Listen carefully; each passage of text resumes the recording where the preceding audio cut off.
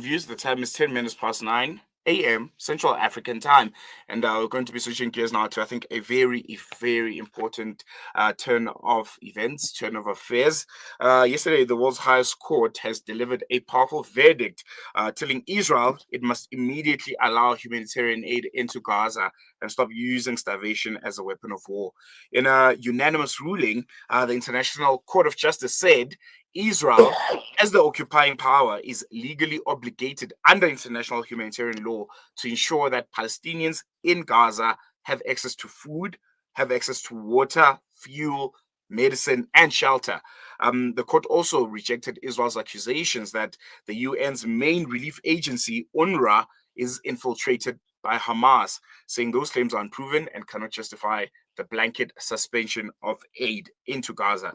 And the judgment comes after months and months of near total blockade, where more than 60,000 Palestinians have been killed, 170,000 injured, and millions left without essential supplies. And this morning we'll be speaking to attorney at law Yousha Tayob to help us unpack what this ruling means legally, politically, and morally, and whether it can actually be enforced against a state accused of genocide, a pariah state accused of genocide, I should mention. Yousha, welcome to Salam Media. Always a pleasure. Good morning, and really looking forward to this very important conversation. Assalamu alaikum wa rahmatullahi wa barakatuh. Bismillah. Yeah, so Ponti, you use a very decisive word in your introduction, which is enforcement. We've been talking about enforcement since the ICJ judgment. The difficulty you have is that there's just no mechanism to enforce these ICJ UN rulings without the world just doing what Israel does, complete impunity. So it's for the World Court, for the ICJ and the UN to now simply do what they have to do. Israel has from time immemorial ignored every conceivable UN resolution. It's consistently always denied any judgment, any pronouncement.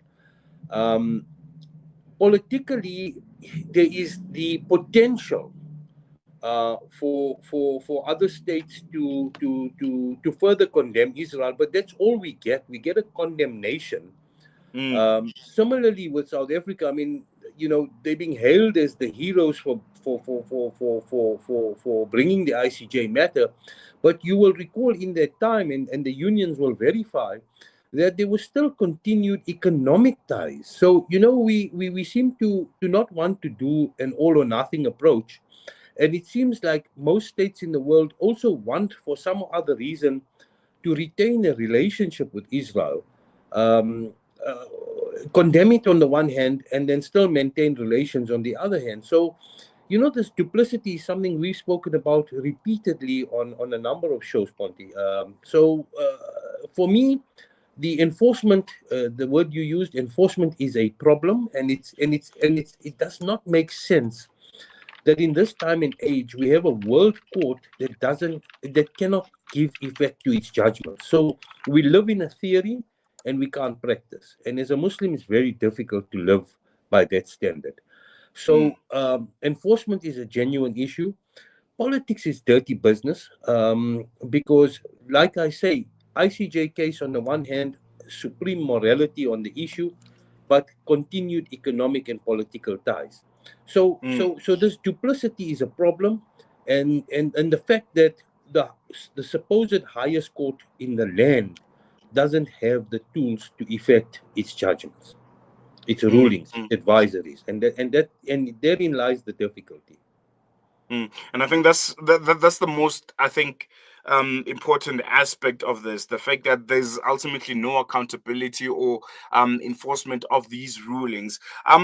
I want to move on to, I think, what's a very important aspect of this ruling again.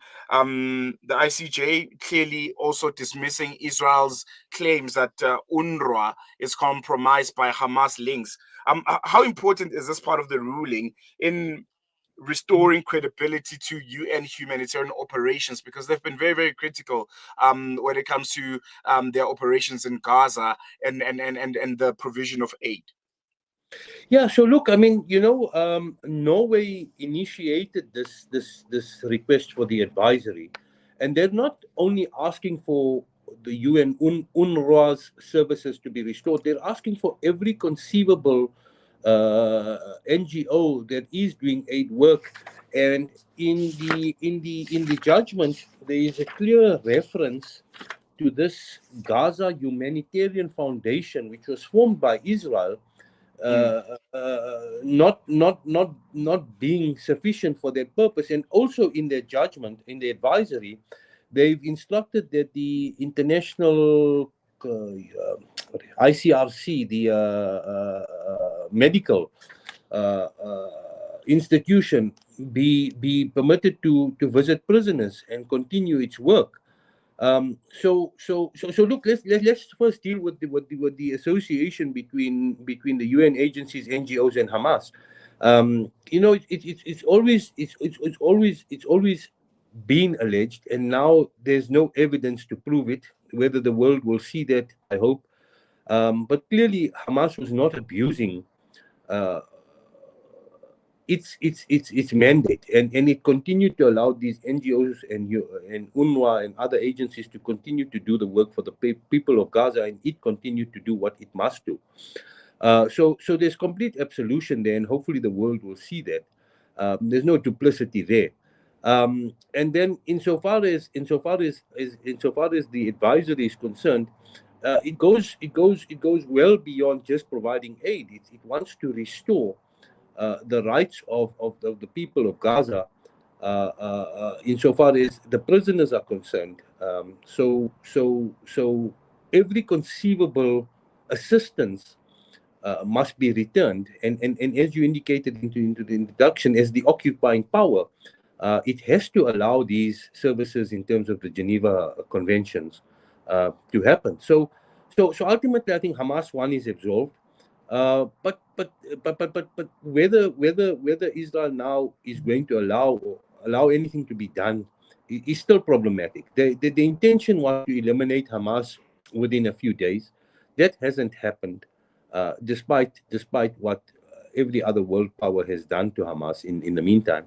And they simply have to use all means available to them, immoral as they are, inhumane as they are, to try and eliminate the people of Gaza. mm, And so I just read a flyer this morning that providing aid was also part of the Trump plan. But that duplicity, Trump says one thing and then negotiates privately with Netanyahu separately, and those are the negotiations that get affected because these powers implement what they discuss privately as opposed to what the highest court in the land is ruled. So mm, it's just the duplicity, it's just the difficulty of this implementation that's worrisome. The court seems to be on the right side of the law on all things, but implementation is a huge problem. What we mm. call hollow judgments in our profession. Yeah. I want to touch on something which is, I think, the most concerning aspect, and you briefly touched on it. The fact that the ICJ's rulings are binding, but they rely on states to enforce them. And from what you have mentioned, it almost feels like there are no mechanisms that are currently at place to compel Israel to comply.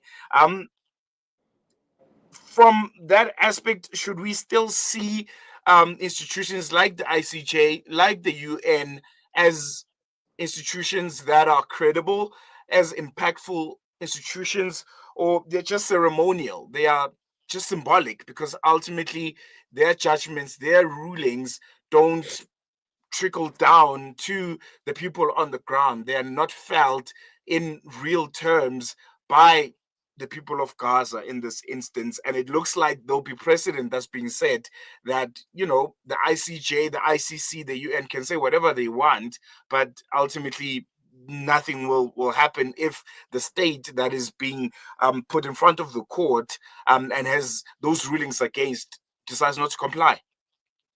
Ponti, you might as well be interviewing yourself. You use all the right words: ceremonial, symbolic. That's all they are. I mean, they want to give the impression of justice, but there's no justice practically on the ground. And I mean, it has to be symbolic. It has to be symbolic because there are mechanisms. I mean, the UN has a mechanism to expel Israel. FIFA has a mechanism to expel Israel. They don't do it. They have Mm, all these deliberations. They have all these meetings that go on forever, but nothing happens. So the words you use, ceremonial, symbolic, are exactly the point. I mean, what worth is your station if you don't have a mechanism to be out into the public? I mean, you might as well just sit there and talk into the microphone, and there's no effect. mm, And that's exactly what it is. I mean, there was all this hope in the ICJ. You'll recall I did do an interview with Inai some time back, around prior to the orders, and that was my problem at that point. Was yes, no problem. Let's go to the court. Let's test the limits of. But where is the enforcement going to happen? Where is the practicality going to happen? The UN now has the power to expel Israel, and that would send, in the political world, a huge message to all other UN member states. But it's not. It hasn't done. I mean, it took Italy to win Israel in the soccer for Israel to be eliminated. Where mm, where where is the morality in the FIFA? Where is you have the mechanism? Even you, as a soccer body, can't abide by an ICJ ruling. It just doesn't make sense. And that's why I'm saying politics is a really dirty place, because we say one thing, we wear black armbands for this and black armbands for that, but we can't implement a ruling of the ICJ. That duplicity, that speak morality but not act morality, is just worrisome throughout the world. mm, mm. I don't want it to be all doom and gloom. Is there in any way that these rulings can be maybe used by civil society to pressure our own governments in the various countries across the world, South Africans included, and even businesses that are still doing business and enjoy economic and bilateral ties with the state of Israel? Could we then use these rulings from the ICJ, from the ICC, to say, look, you are in cahoots, you are in business with child murderers and people that use starvation as a method of war, essentially? Look, the point quite simply is post the events of October 2023, the world has awakened to the reality of what the occupied people of Palestine and Gaza have been going through. So there's been a real conscientization of the reality of the situation. I think a lot of people have understood now what Israel is doing, what it has been doing, and so there has been that effect. Um, the difficulty you have with civil society organizations is that they'll make the noise, they'll file the memorandums, they'll file the petitions. The difficulty again, and I come back to it, you know,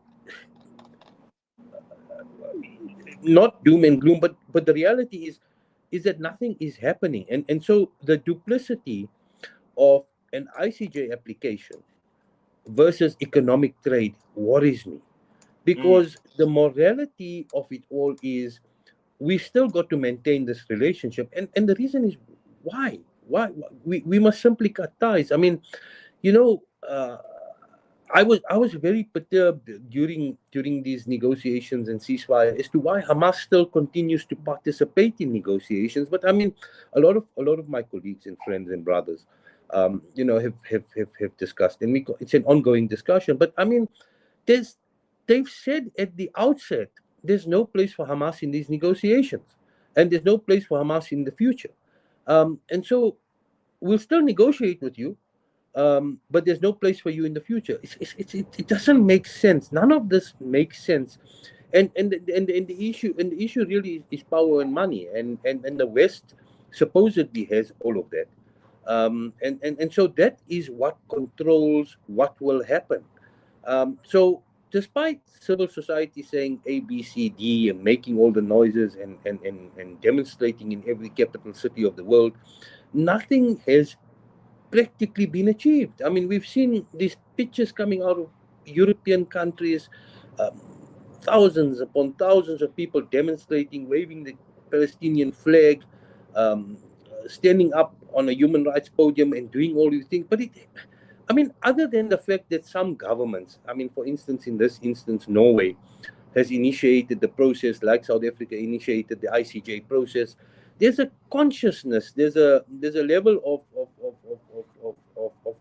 some morality amongst these governments and people, but not achieving anything. But let's just understand this in a political sense. Let's take the Muslim hat for 30 seconds.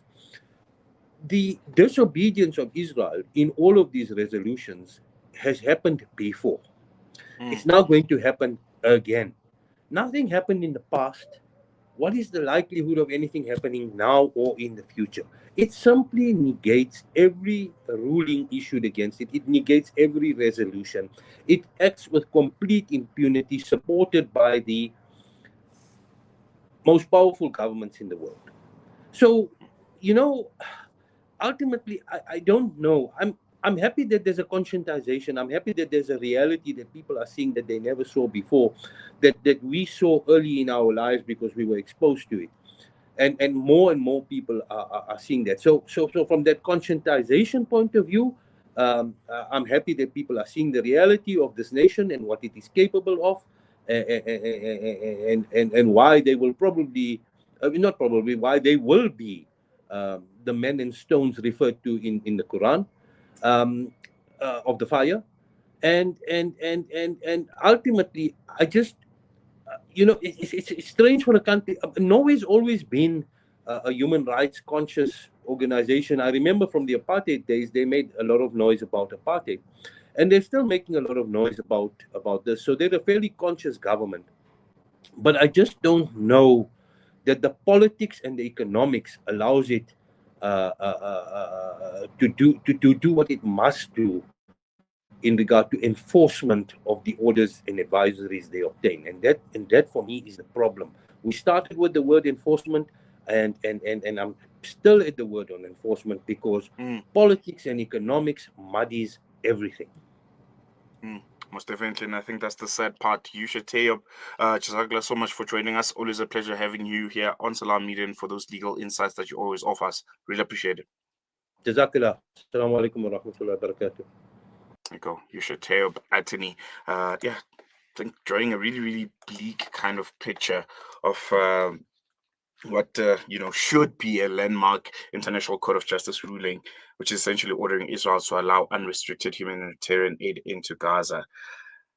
We all know the truth. We all know that should have been the ruling from inception.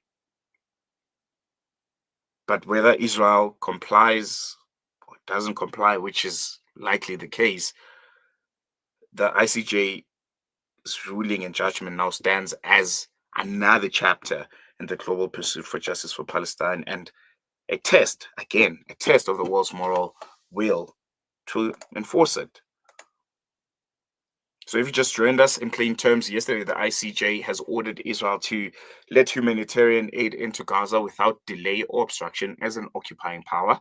The court said Israel cannot use security concerns as an excuse to block food, water, and medicine from coming into the Gaza Strip. It also reaffirmed that Israel's occupation, now over 58 years long, continues to violate the Palestinian rights to self-determination. But we've all become disillusioned with these institutions, the ICC, the ICJ, the UN, and the ruling in itself is binding under international law. But as is always the case with these institutions, they don't have a police force to enforce the rulings or a military to enforce these rulings. That means right now, everyone across the world will be watching whether or not Israel complies. And what steps will the UN and the international community take to hold it to account if it doesn't? Going to take a quick break. News and views continues after this.